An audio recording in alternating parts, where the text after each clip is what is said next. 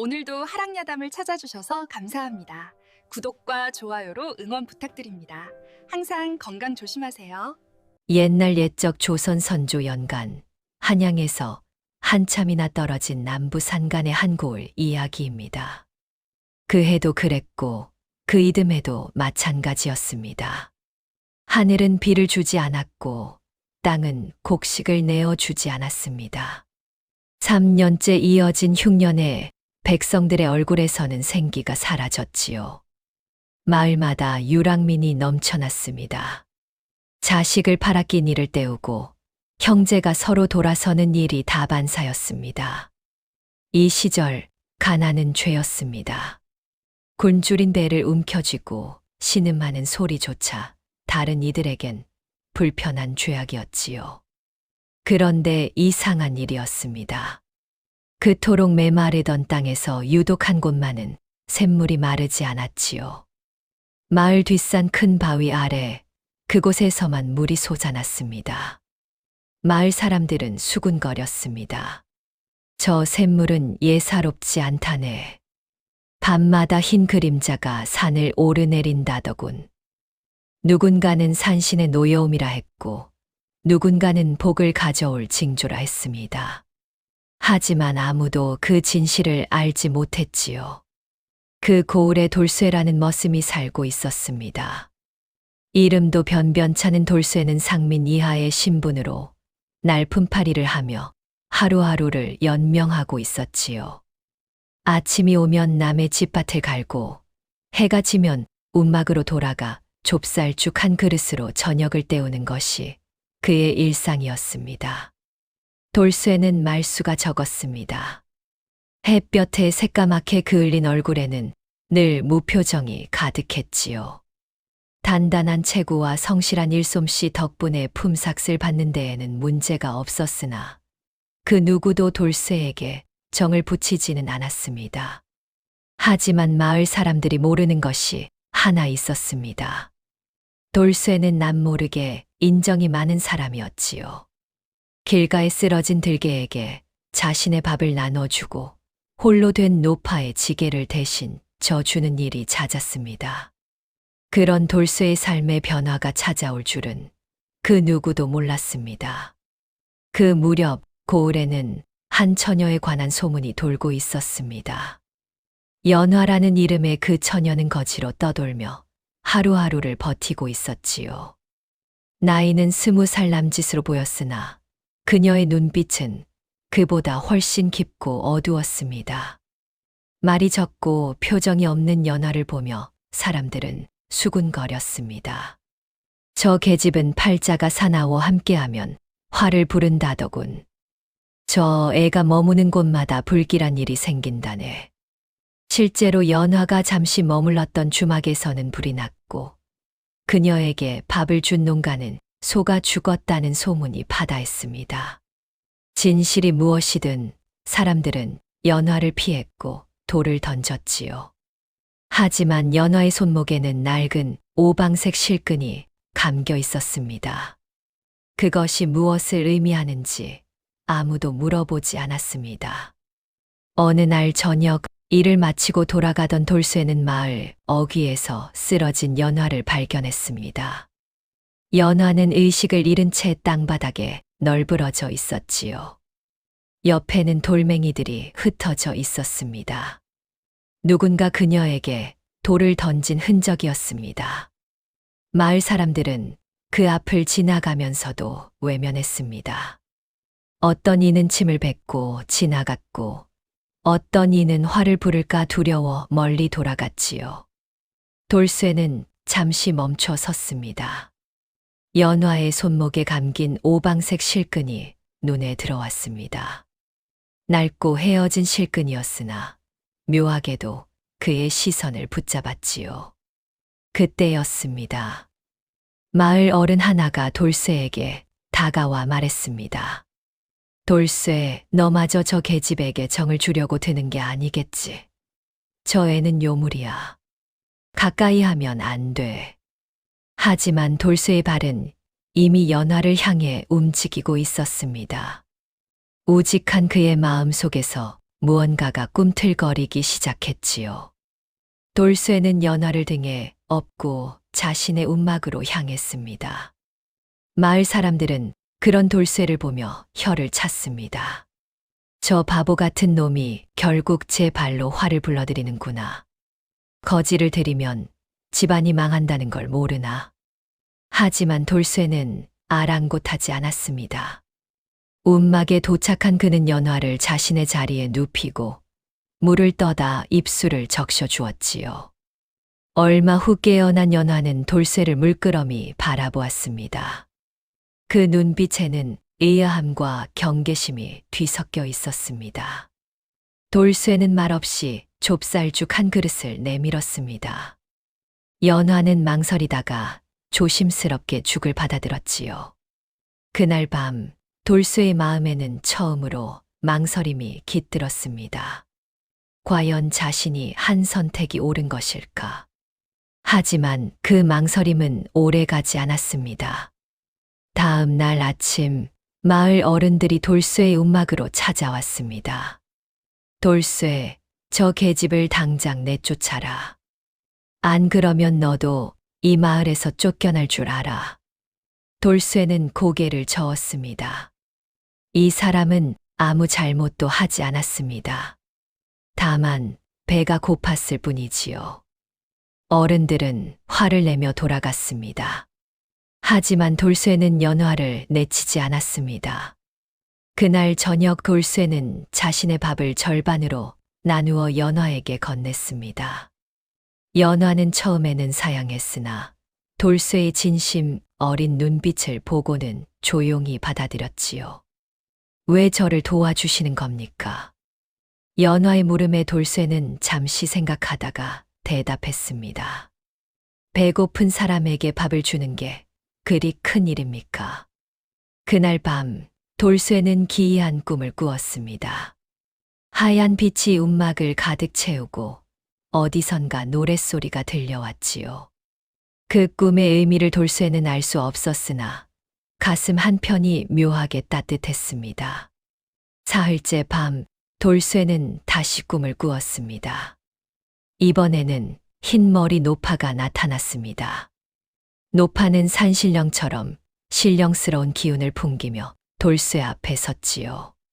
젊은이여, 잘 들으시오. 노파의 목소리는 마치 산 깊은 곳에서 울려 퍼지는 종소리 같았습니다. 사람을 얻으면 복을 얻고 사람을 업신여기면 화를 얻는 법이지요. 그대가 거둔 이는 하늘이 내린 징조요. 땅이 보낸 시험이라오. 돌쇠는 꿈속에서 물었습니다. 그게 무슨 말씀이십니까? 노파는 빙그레 웃으며 사라졌습니다. 다만 마지막으로 이런 말을 남겼지요. 복은 사람의 얼굴로 온다오. 그 얼굴을 알아보는 자만이 하늘의 뜻을 받을 수 있지요. 꿈에서 깬 돌쇠는 등에 식은땀이 흐르는 것을 느꼈습니다. 옆을 보니 연화가 조용히 잠들어 있었습니다. 그녀의 손목에 감긴 오방색 실끈이 달빛에 은은히 빛나고 있었지요. 돌쇠는 깨달았습니다. 연화의 존재가 단순한 우연이 아니라는 것을 말입니다. 나흘째 되던 날, 마을 사람들의 압박이 본격적으로 시작되었습니다. 돌쇠가 일하던 농가의 주인이 찾아와 말했습니다. 돌쇠, 미안하지만 내일부터 나오지 마라. 저 요물 같은 계집을 거두어들인 자와는 함께 일할 수 없어. 다른 농가들도 마찬가지였습니다. 돌쇠는 하루아침에 모든 일자리를 잃었지요. 그날 저녁 연화는 돌쇠 앞에서 고개를 숙였습니다. 모든 것이 제 탓입니다. 제가 떠나겠습니다. 연화의 눈에는 눈물이 고여 있었습니다. 그녀는 짐을 꾸리기 시작했지요. 하지만 돌쇠는 연화의 손을 붙잡았습니다. 가지 마시오. 일자리 하나 잃는 것쯤 대수겠소. 하지만 이 세상에 믿을 것은 사람뿐이요. 나는 당신을 믿기로 했소. 돌쇠의 말에 연화는 더 이상 아무 말도 하지 못했습니다. 그저 고개를 숙인 채 눈물만 흘렸지요. 며칠이 지나던 어느 날 밤, 돌쇠는 잠에서 깼습니다. 옆자리가 비어 있었습니다. 연화가 보이지 않았지요. 돌쇠는 밖으로 나갔습니다. 달빛이 밝게 비추는 밤이었습니다. 멀리 산 쪽으로 향하는 하얀 그림자가 보였지요. 돌쇠는 조용히 뒤를 따랐습니다. 연화는 마을 뒷산 큰 바위 아래 그 마르지 않는 샘물이 솟는 곳으로 향했습니다. 그곳에서 연화는 무릎을 꿇고 하늘을 향해 절을 올렸습니다. 산신님께 비옵니다.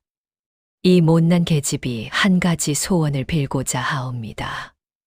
연화의 목소리는 떨리고 있었습니다. 저를 거두어 준 그 사람만은 화를 입지 않게 해 주소서. 제가 받을 모든 화를 그 사람에게는 가지 않게 해 주소서. 돌쇠는 나무 뒤에 숨어 그 모습을 지켜보았습니다. 가슴 한편이 뜨거워지는 것을 느꼈지요. 연화가 밤마다 산에 오르는 이유를 그제야 알게 되었습니다. 다음 날 아침 돌쇠는 연화에게 물었습니다. 밤마다 어디를 다녀오시오? 연화는 놀란 표정으로 돌쇠를 바라보았습니다. 잠시 망설이던 그녀가 입을 열었지요. 제가 어디를 가든 상관하지 마십시오. 그저 알아두십시오. 저와 함께 있으면 화가 간다는 것을요. 그게 무슨 말이오? 더 이상 묻지 마십시오. 연화는 더 이상 아무 말도 하지 않았습니다. 하지만 그녀의 눈빛에는 깊은 슬픔이 서려 있었지요. 돌쇠는 그날 밤 곰곰이 생각했습니다.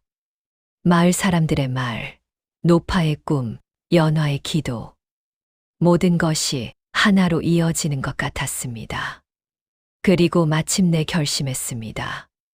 다음 날 돌쇠는 연화 앞에 무릎을 꿇었습니다. 내가 당신을 아내로 맡고 싶소.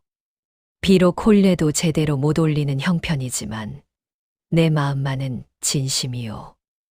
연화는 깜짝 놀라 돌쇠를 바라보았습니다. 그녀의 눈에서 눈물이 주르르 흘러내렸지요. 저 같은 것을 왜 그러십니까? 당신은 저 같은 것이 아니오. 하늘이 내게 보낸 사람이오. 돌쇠의 말에 연화는 한참 동안 울기만 했습니다. 돌쇠와 연화가 함께 산다는 소문이 마을 전체에 퍼졌습니다.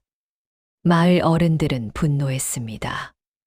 혼례도 없이 함께 산다니 이게 말이나 되는 소리냐. 저자들을 그냥 두면 마을 전체에 화가 미칠 것이다. 결국 마을 사람들은 돌쇠와 연화를 관하에 고발했습니다. 풍속을 어지럽힌 죄목이었지요. 관아의 포졸들이 돌쇠를 잡아갔습니다. 곤장형에 처해질 위기였습니다. 그날 밤 연화는 결심했습니다. 그녀는 홀로 관아로 향했습니다. 관리 앞에 무릎을 꿇고 말했지요. 모든 것이 제 잘못입니다. 저를 벌하시고 그 사람은 놓아주소서. 너는 누구냐? 저는 그저 거지일 뿐입니다. 하지만 그 사람은 선한 사람입니다. 제발 그 사람만은 살려주소서. 연화는 자신의 손목을 내밀었습니다. 오방색 실끈이 드러났지요. 관리는 그것을 보고 눈을 크게 떴습니다. 이것은 관리의 얼굴에 놀라움이 번졌습니다. 무언가 중요한 것을 알아차린 듯 했지요. 관리는 연화를 따로 불러 물었습니다. 내 손목의 그 실끈, 그것은 무당 집안의 혈표가 아니냐? 연화는 고개를 숙였습니다. 맞습니다. 그렇다면 너는 산신의 점지를 받은 아이가 아니냐? 어째서 무당 집안을 떠나 거지로 떠돌고 있느냐? 연화는 한참 만에 입을 열었습니다. 저는 10살 때 산신의 점지를 받았습니다. 무당이 되어 평생 신을 섬기라는 계시였지요. 그녀의 목소리는 떨리고 있었습니다. 하지만 저는 거부했습니다. 제 삶은 제가 정하고 싶었습니다. 그래서 15살에 집을 나왔지요. 그랬더니 저주가 시작되었습니다. 제가 가는 곳마다 불길한 일이 생겼습니다. 사람들은 저를 요물이라 불렀고 돌을 던졌습니다. 연화의 눈에서 눈물이 흘러내렸습니다. 저는 알고 있습니다. 신의 뜻을 거역한 대가를 치르는 중이라는 것을요. 하지만 저 혼자 벌을 받는 것은 괜찮습니다. 단지 그 사람만은, 돌쇠 나리만은 다치지 않았으면 합니다. 관리는 한숨을 쉬었습니다. 알았다. 내일 아침 판결을 내리겠다. 그날 밤 연화는 다시 산으로 올라갔습니다. 마지막 기도를 올리기 위해서였지요. 감옥에 갇힌 돌쇠는 생각에 잠겼습니다. 그는 평생 가난하게 살았습니다. 배움도 없고 가진 것도 없었지요. 그저 하루하루 품을 팔며 근근히 살아왔을 뿐이었습니다. 하지만 연화를 만난 후 돌쇠의 삶에는 변화가 생겼습니다. 처음으로 누군가를 지키고 싶다는 마음이 생겼습니다. 처음으로 내일을 기대하게 되었지요. 돌쇠는 깨달았습니다. 복은 하늘에서 떨어지는 것이 아니구나. 사람으로부터 시작되는 것이구나. 연화는 돌쇠에게 복이었습니다. 그녀가 있었기에 돌쇠는 처음으로 사람답게 살 수 있었습니다. 나는 그녀를 지킬 것이다. 무슨 일이 있어도. 돌쇠는 마음속으로 다짐했습니다. 비록 가진 것은 없지만 이 마음만큼은 진실했습니다. 감옥 창살 사이로 달빛이 스며들었습니다. 돌쇠는 그 달빛을 바라보며 연화를 생각했지요. 다음 날 아침 뜻밖의 일이 벌어졌습니다. 마을에 큰 소동이 일어났다는 소식이 들려왔습니다.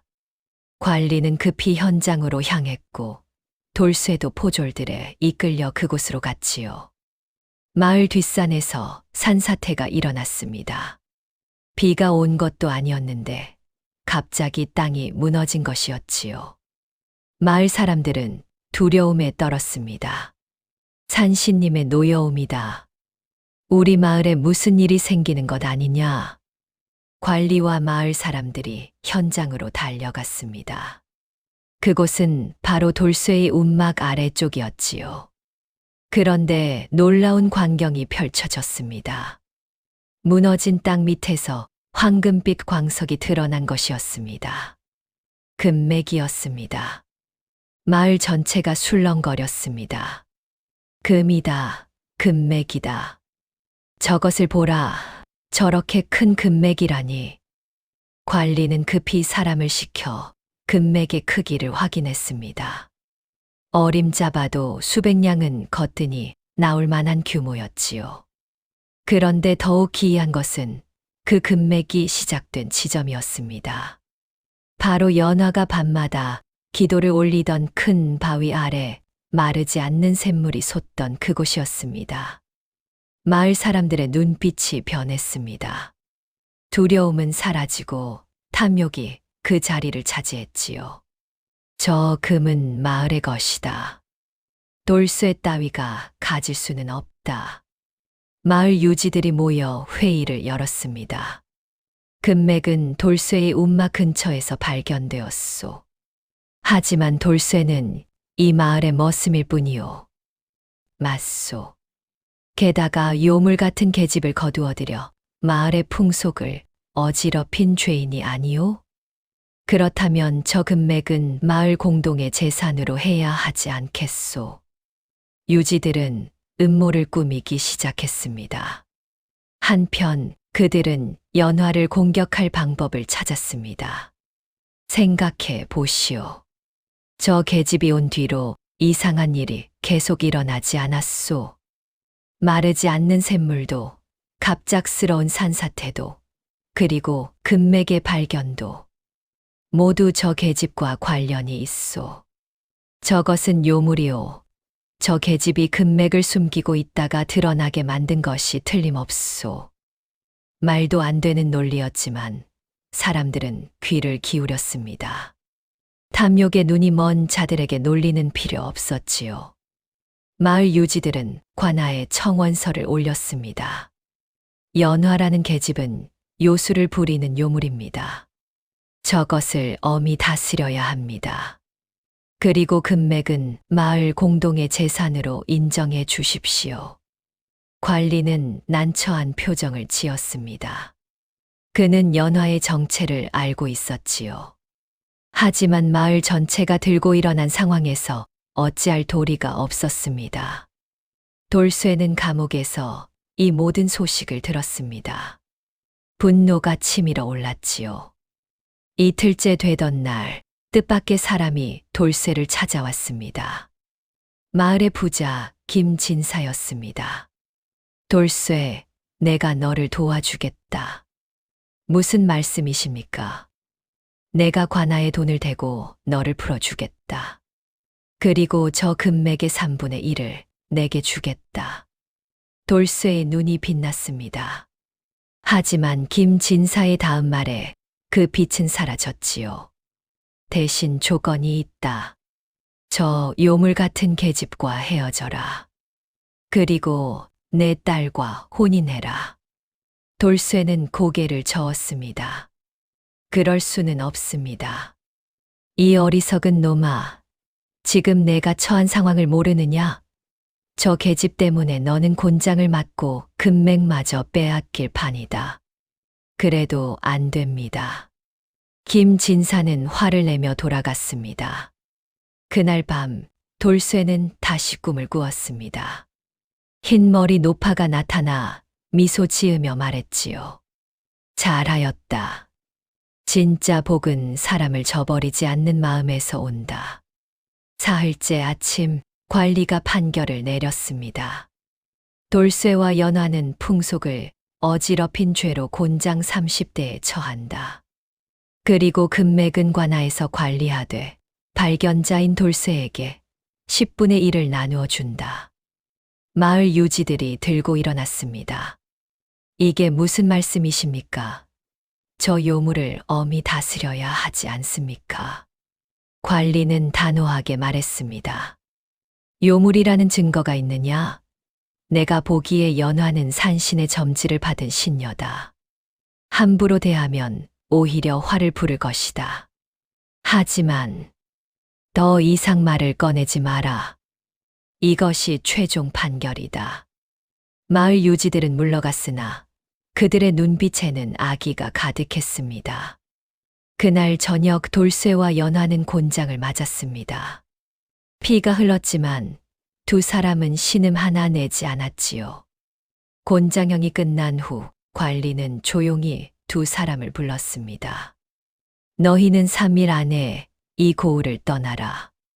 마을 사람들의 탐욕이 너희를 가만두지 않을 것이다. 하지만 금맥은 내가 관아의 이름으로 봉할 것이다. 너희가 가진 것은 목숨뿐이다. 그것이라도 지키고 싶다면 떠나라. 돌쇠와 연화는 고개를 숙였습니다. 하지만 그날 밤 마을 유지들이 움직였습니다. 그들은 포악한 건달들을 매수하여 돌쇠와 연화를 습격하도록 했습니다. 둘을 없애고 금맥을 독차지하려는 음모였지요. 한밤중 건달들이 돌쇠의 움막을 에워쌌습니다. 나와라. 오늘 너희는 죽는다. 돌쇠는 연화를 뒤로 감추고 몽둥이를 들었습니다. 하지만 상대는 5명이나 되었습니다. 절체절명의 순간이었습니다. 그때 하늘에서 천둥 소리가 울렸습니다. 먹구름이 몰려들더니 갑자기 비가 쏟아지기 시작했지요. 아니, 비가 아니었습니다. 우박이었습니다. 주먹만 한 우박이 건달들을 향해 쏟아졌습니다. 그들은 비명을 지르며 도망쳤지요. 돌쇠와 연화는 기적처럼 살아남았습니다. 다음 날 아침 더욱 놀라운 일이 벌어졌습니다. 어젯밤 우박이 내린 곳은 오직 건달들이 있던 자리뿐이었습니다. 돌쇠의 움막 주변은 한 방울의 빗물도 떨어지지 않았지요. 마을 사람들은 두려움에 떨었습니다. 이것은 산신님의 뜻이다. 연화는 요물이 아니라 신녀였던 것이다. 관리는 급히 마을 유지들을 불러들였습니다. 어젯밤 일에 대해 자백하라. 누가 건달들을 매수했느냐? 유지들은 발뺌했으나 건달들이 잡혀와 모든 것을 자백했습니다.